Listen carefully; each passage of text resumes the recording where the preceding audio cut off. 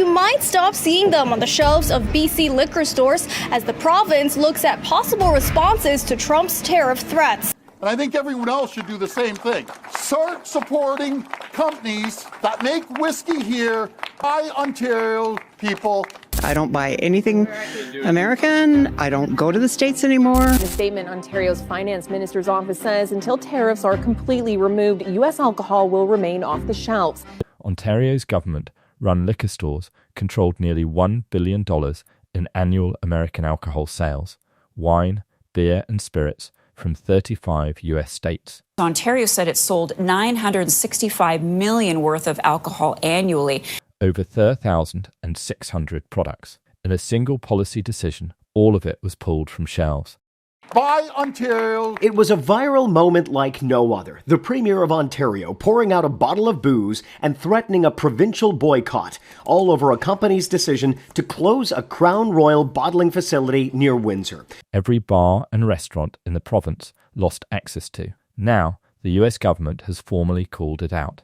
But what happened inside the Canadian alcohol market after those shelves went empty, nobody saw coming. And we will not cast that aside in response to a threat of economic pressure from a foreign government, even an historically friendly one. The back and forth on there's tariffs, there's not tariffs, we're pausing tariffs, we're changing tariffs. I think it's really hard on Canadians. It's off the shelves, and it will stay off the shelves until these tariffs are gone. In early 2025, US President Donald Trump imposed a blanket 25% tariff on most Canadian imports. Very importantly, tomorrow tariffs 25% on Canada. Ontario Premier Doug Ford responded immediately. He directed the Liquor Control Board of Ontario, the LCBO, to remove every American alcohol product it carried. LCBO, these tariffs come to clear off every bit of U.S. alcohol off the shelves.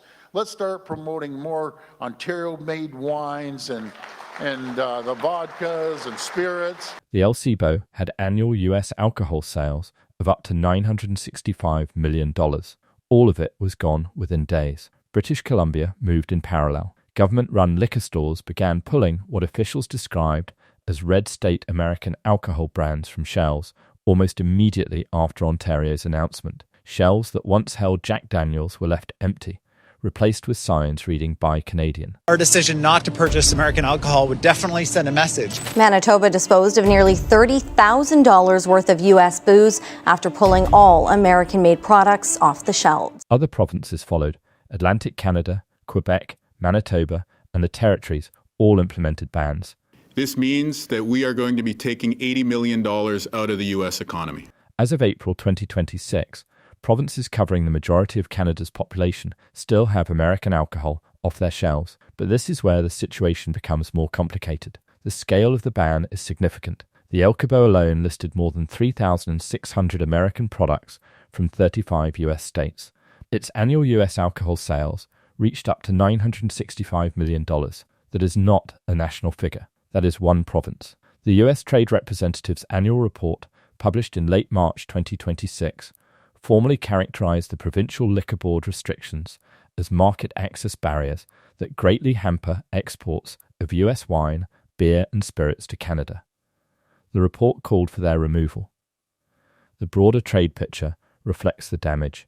US goods exports to Canada fell to $336.5 billion in 2025, down nearly 4% from 2024, according to the same report. Brown-Forman, the company behind Jack Daniels, gave the clearest assessment of what a shelf removal actually means. CEO Lawson Whiting said it was worse than a tariff. A 25% tariff raises costs.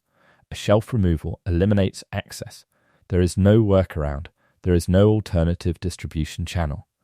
To understand why Canada had this kind of leverage, you need to understand how its alcohol market works. Provincial liquor control boards are government monopolies. The LCBO in Ontario and BC Liquor in British Columbia are the sole importers of record for alcohol in their provinces. No private retailer can import American spirits independently. No bar or restaurant can source through a separate channel. When the government pulls a product, it is gone from the entire provincial market. This gave Canadian provinces a trade weapon that no private market could replicate. Doug Ford signalled his intent publicly in January 2025, before US tariffs even took effect. At a speech to the Rural Ontario Municipal Association, he made his position clear. If tariffs came, American alcohol would be cleared from El Quibo shelves. When tariffs came, Ford followed through. The ban was premeditated, not reactive. The political consequences escalated quickly. US Ambassador to Canada Pete Hoekstra cited the alcohol ban alongside a decline in Canadian tourism as evidence that Canada was being, in his words, mean and nasty to deal with. The ban had moved from a provincial policy decision to a diplomatic talking point at the federal level. US Trade Representative Jameson Greer went further.